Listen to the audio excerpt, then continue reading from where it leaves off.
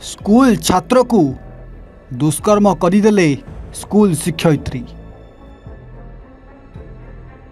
16 वर्षर नाबालक पुओ नवम श्रेणी रे पाठ पढ़ुला आउ एही मैडम को घर को ट्यूशन पढ़ा जाऊला किंतु 40 वर्षीय स्कूल मैडम एही नाबालक पुओ को सबुबले दुष्कर्म करी आसुथिले आउ काहाकू किछि जणाइले परीक्षा रे फेल कर देवा पई धमक देउथिले।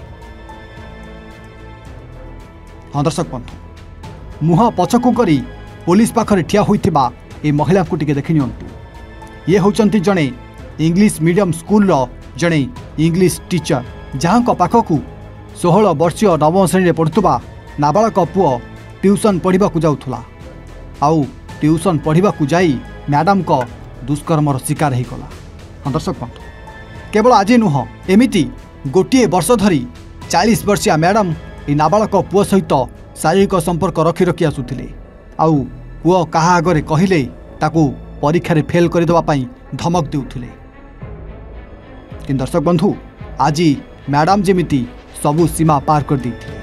हाँ दर्शक बंधु स्कूल मैडम को स्वामी बाहर रही चाकरी करुवा बेले मैडम किंतु एकुटिया सहर रे घर भड़ा नहीं स्कूल रे पाठ पढ़ाउथिले घरे ट्यूशन मध्य करुथिले किंतु ता भितरे भितरे जड़े नाबालक छात्र सहित एमिति कांड घटाउथिले जहां नहीं आज पूरा सहर रे एही स्कूल मैडम को नहीं चर्चा पर चर्चा जोर धरिछि।